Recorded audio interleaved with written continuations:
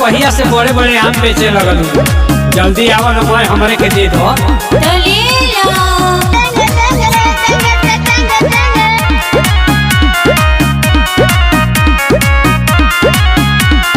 बड़े रसदार हमरे आम जीजा जी, कम नहीं बेसी के दाम जीजा जी। अरे तनी कमो बेसी कह के दो ना।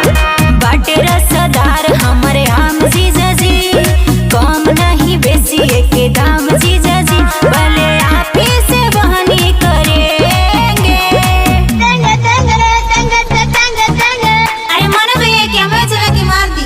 अरे मार लेंगे लेंगे साली लेंगे, लेके कभी भी किसी से न कहेंगे। लेंगे लेंगे साली लेंगे, लेंगे लेंगे साली लेंगे, लेके कभी भी किसी से न कहेंगे।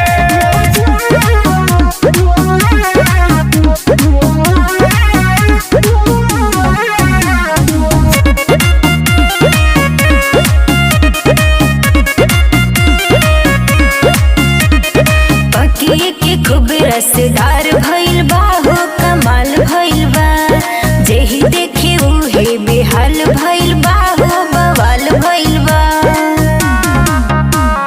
पैसा से देबू कि देबू उधर, तहर आम जान मारे।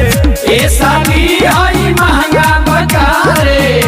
सचो आगे आओ हम पीछे न हटेंगे। ई तो पागल कइले बा। अरे टेंगे टेंगे ना भगवे। लेंगे लेंगे साली लेंगे, हम तो बिना लिए दाम न ढिलेंगे।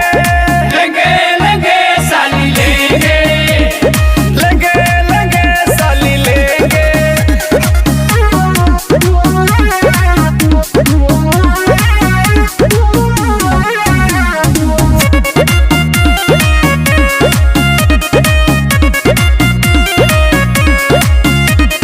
ले बात लेला ना तो चल जाइब हो, हुने बढ़ जाइब हो।